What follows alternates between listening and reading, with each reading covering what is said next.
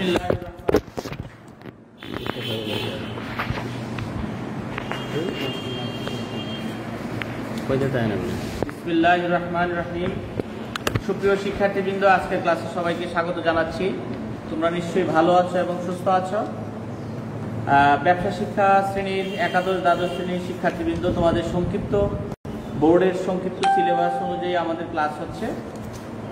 ঈদের পরে আজকে আমার প্রথম ক্লাস, হিসাব বিজ্ঞান দ্বিতীয় পত্র। আজকে আমি তোমাদের অধ্যায় 6 আর্থিক বিবরণী বিশ্লেষণ নিয়ে আলোচনা করব। তোমরা জানো ইতিমধ্যে আর্থিক বিবরণী বিশ্লেষণ নিয়ে আলোচনা হয়েছে, অঙ্ক হয়েছে, আবার আমরা রিপিট করতেছি, সংক্ষিপ্ত সিলেবাস অনুযায়ী ক্লাস নিচ্ছি। তো আর্থিক বিবরণী বিশ্লেষণের একটা দিক হচ্ছে আমাদের অনুপাত বিশ্লেষণ। তো অনুপাত বিশ্লেষণের মধ্যে আবার অনুপাতের কতগুলি প্রকারভেদ আছে, যেমন তারল্য অনুপাত, তারল্য যাচাই অনুপাত, তারপর আছে মূলধন কাঠামো বা দীর্ঘকালীন স্বচ্ছতা যাচাইয়ের অনুপাত, তারপর আছে আমাদের মুনাফা অর্জন যাচাইয়ের ক্ষমতার অনুপাত, ব্যবসায়িক কার্যকলাপ পরিচালনা দক্ষতা যাচাইয়ের অনুপাত এবং ব্যয় সংক্রান্ত অনুপাত। তো এইগুলো আমরা আলোচনা করেছি, থিওরিটিক্যাল জিনিসগুলা ইতিপূর্বে আলোচনা করেছি। এখন আমি তোমাদের সামনে একটি অঙ্ক উপস্থাপন করব। তো আমাদের এই জিনিসটা মনে রাখতে হবে যে একটা প্রতিষ্ঠানের দক্ষতা এবং যোগ্যতা যাচাই করার জন্য আর্থিক বিবরণী বিশ্লেষণ প্রয়োজন। আর আর্থিক বিশ্লেষণের একটা অন্যতম মাধ্যম হচ্ছে অনুপাত বিশ্লেষণ। যেমন আমরা যদি কোনো প্রতিষ্ঠানের তারল্য অনুপাত যাচাই করি বা স্বল্পকালীন স্বচ্ছতার যাচাই করি, তাহলে আমাদের কি কি অনুপাতগুলি করতে হবে? চলতি অনুপাত, তড়িৎ অনুপাত বা তড়িৎ অনুপাতকে বলে অগ্নি পরীক্ষার অনুপাত বা তরল অনুপাত, কার্যকরী মূলধন অনুপাত এবং নগদ বা চলতি দায় অনুপাত। এইগুলি আমরা আর্থিক স্বল্পমেয়াদী স্বচ্ছতা যাচাই করার জন্য এই অনুপাতগুলি যাচাই করা হয়। এবং প্রত্যেকটা অনুপাতের আবার স্ট্যান্ডার্ড মান আছে আন্তর্জাতিকভাবে। যেমন আমরা জানি চলতি অনুপাত হচ্ছে 2.1, তারপরে 2:1, তরল অনুপাতের স্ট্যান্ডার্ড মান হচ্ছে, আদর্শ মান হচ্ছে 1:1, কার্যকরী মূলধন অনুপাতের হচ্ছে 1:1, নগদ তহবিল বা চলতি দায়ের অনুপাত হচ্ছে 1:1। এরপর মূলধন কাঠামোর অনুপাতের মধ্যে আমাদের আছে যেমন দায় মালিকানা অনুপাত, মালিকানা অনুপাত, দায় অনুপাত ও মোট দায় এবং মোট সম্পত্তির অনুপাত, মূলধন গিয়ারিং অনুপাত, এগুলো তোমরা বইয়ের মধ্যে দেখবে। লভ্যাংশ কভারেজ অনুপাত, সুদ কভারেজ অনুপাত, দীর্ঘমেয়াদী ঋণ অনুপাত।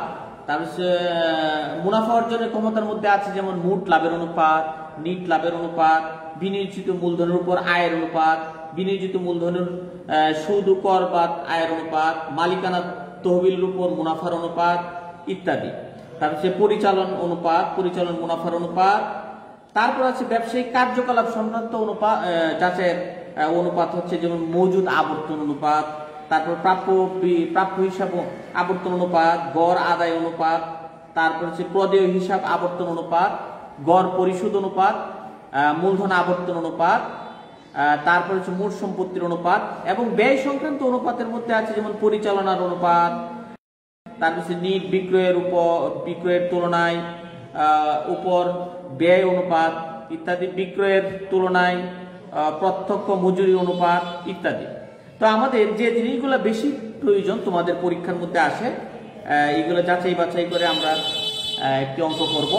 যেমন কি কি অনুপাতগুলি আসে সাধারণত তোমাদের পরীক্ষা ইন্টারমিডিয়েট, সাধারণত যেমন চলতি অনুপাত, তড়িৎ অনুপাত, কার্যকরী মূলধন অনুপাত, নিট মুনাফার অনুপাত, মোট মুনাফার অনুপাত, তারপর মজুদ আবর্তন অনুপাত, তারপর আছে যে প্রাপ্য বিল আবর্তন অনুপাত, প্রদেয় বিল আবর্তন অনুপাত, বিনিয়োজিত মূলধনের উপর আয়ের অনুপাত। এই জিনিসগুলো আমাদের সাধারণত আসে।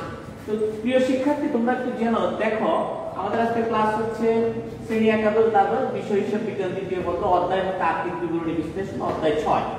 তো এখানে একটি আমাদের আর্থিক বিবরণী, আর্থিক অবস্থার বিবরণী দেওয়া আছে 2020 সালের 31 ডিসেম্বর তারিখে দেওয়া আছে। কি কি আছে? সাধারণ শেয়ার মূলধন আছে, প্রতি শেয়ার 10 টাকা করে, 10% অগ্রাধিকার শেয়ার 80,000 টাকা, সাধারণ সঞ্চিতি আছে, নিট লাভ আছে, তারপরে 12% ঋণ পত্র আছে, ব্যাংক জমাতিরিক্ত উত্তোলন আছে 20,000 টাকা, প্রদেয় হিসাব আছে। তার এখানে মোট দায় এবং মূলধন সমূহ এবং মোট সম্পত্তি সমূহ, ভূমি ও দালান কোটা, কলপত্রের যন্ত্রপাতি, আসবাবপত্র, মজুত পণ্য, প্রাপ্য হিসাব, নগদ তহবিল, মোট হচ্ছে 3,60,000।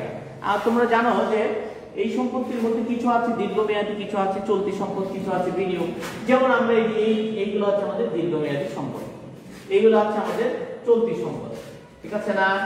এইগুলো হচ্ছে আমাদের চলতি দায়, এগুলো হচ্ছে আমাদের দীর্ঘমেয়াদী দায়, এগুলো হচ্ছে আমাদের মূলধন, সাধারণ শেয়ার মূলধন, আর একটু অগ্রাধিকার শেয়ার মূলধন, সাধারণ সঞ্চিতি এবং নিট লাভ।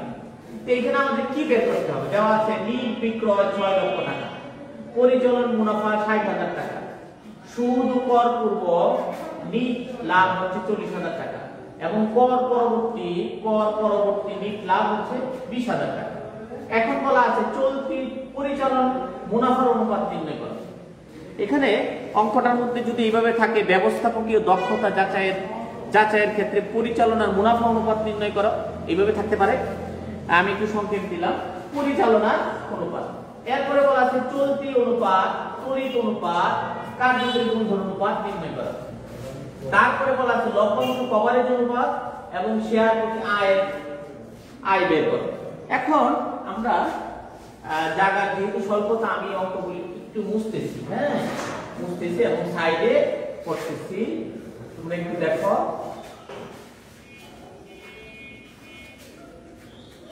এই তোমরা কোথায় গেছ?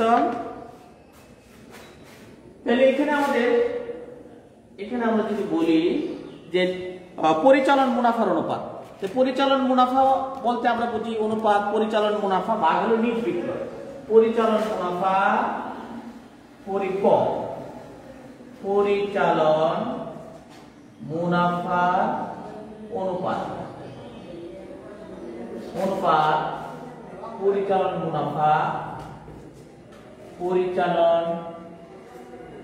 মুনাফা ভাগ হচ্ছে বিক্রয় নিট বিক্রয় ইনটু 100। তাহলে এখানে প্রশ্নের মধ্যে তোমাদের দেওয়া আছে নিট পরিচালন মুনাফা হচ্ছে 60,000 আর নিট বিক্রয় হলো 6 লক্ষ। 60,000 আর নিট বিক্রয় হচ্ছে 6 লক্ষ টাকা ইনটু হলো 100, তার মানে হচ্ছে আমাদের 10%। নিট পরিচালন মুনাফা হচ্ছে আমাদের 10%। তো এটা ছিল করণীয়। এখন বলতে পারো দক্ষতা যাচাইয়ের জন্য পরিচালন মুনাফার অনুপাত নির্ণয় করে। তাহলে পরিচালন মুনাফা হচ্ছে আমাদের 10%। করণীয় ক। এখন করণীয় খর মধ্যে বলা আছে চলতি অনুপাত, তড়িৎ অনুপাত এবং আমাদের কার্যকরী মূলধন অনুপাত। চলতি অনুপাত বলতে আমরা কি বুঝি? চলতি অনুপাত মানে চলতি সম্পদ ভাগ হচ্ছে চলতি দায়, চলতি সম্পদ ভাগ হচ্ছে চলতি দায়। এখন এই চলতি সম্পদগুলি আমাদের বের করতে হবে। আমি বলেছিলাম এই যে এই মজুত পণ্য, প্রাপ্য হিসাব, নগদ তহবিল, এগুলো হচ্ছে আমাদের চলতি সম্পদ। তাহলে এখানে আমি যদি বের করি চলতি সম্পদ সমান কি কি, তাহলে মজুত পণ্য হচ্ছে আমাদের 50,000 যোগ এই যে 50,000, প্রাপ্য হিসাবে 20,000 আর নগদ তহবিল হচ্ছে আমাদের 10,000, তাহলে 70,000, 80,000 টাকা চলতি সম্পদ। এখন চলতি দায় যদি বের করি, চলতি দায় সমান চলতি দায় এখানে কি কি আছে আমাদের? ব্যাংক জমা অতিরিক্ত আর হচ্ছে প্রদেয় হিসাব। তাহলে 20,000 যোগ হলো 60,000, তাহলে কত টাকা হলো? 80,000। তাহলে আমাদের চলতি সম্পদ বের হলো, চলতি দায় বের হলো। তাহলে এখন চলতি সম্পদ আমরা পেলাম 80,000, চলতি দায়ও পেলাম 80,000। এটা যদি অনুপাত করি 1:1, তাহলে 1:1। চলতি সম্পদ হচ্ছে আমাদের 80,000 আর 10,000, চলতি অনুপাত বের করলো। আচ্ছা, চলতি অনুপাত চলতি দায় কত বের হলো আমাদের? 20,000, 60,000, 80,000, 1:1। এখন আমরা বের করব তড়িৎ অনুপাত, কার্যকরী মূলধন অনুপাত। কার্যকরী মূলধন অনুপাত। করণীয় খর মধ্যে চলতি অনুপাত গেল, এখন কার্যকরী মূলধন অনুপাত বা তড়িৎ অনুপাত। আরেকটা লিখি তড়িৎ অনুপাত। তড়িৎ অনুপাত, তড়িৎ অনুপাত মানে কি? চলতি দায়, চলতি সম্পদ থেকে চলতি তড়িৎ দায়, তড়িৎ দায় ভাগ হচ্ছে তড়িৎ সম্পদ ভাগ হচ্ছে তড়িৎ দায়। এখন তড়িৎ সম্পদ কেমনে বের হবে? তড়িৎ সম্পদ সমান সম্পদ, সম্পদ সমান অর্থাৎ এই চলতি সম্পদ থেকে, এই যে চলতি সম্পদ আছে, এই চলতি সম্পদ থেকে যদি আমি মজুদ পণ্য পাই, তাহলে ৮০,০০০ বিয়োগ হলো মজুদ পণ্য হচ্ছে আমাদের কত টাকা? ৫০,০০০। তাহলে এখানে কত আসছে আমাদের? ৩০,০০০ টাকা। আর তড়িৎ দায়, তড়িৎ দায়, তড়িৎ দায় চলতি দায় থেকে আমাদের ব্যাংক জমাতে লিখতে হয়, তাহলে চলতি দায় হচ্ছে আমাদের ৮০,০০০ আর ব্যাংক জমাতে লিখতে হচ্ছে আমাদের ২০,০০০। তাহলে কত হলো আমাদের? ৬০,০০০। তাহলে আমাদের তড়িৎ সম্পদ আমরা পেলাম কত? তড়িৎ সম্পদ পেলাম আমরা ৩০,০০০, ৩০,০০০ আর তড়িৎ দায় পেলাম আমরা ৬০,০০০। এটাকে আমরা যদি ভাগ করি তাইলে পেয়ে যাব তড়িৎ সম্পদ ভাগ হচ্ছে তড়িৎ সম্পদ ভাগ হচ্ছে তড়িৎ দায়। তাহলে এখন আমরা যদি এটাকে ভাগ করি, যদি ভাগ করি কত আসে আমরা দেখি, ভাগ করে দেখি। তাহলে ৩০,০০০ ডিভাইডেড ৬০,০০০ আছে 0.৫/1 তড়িৎ অনুপাত।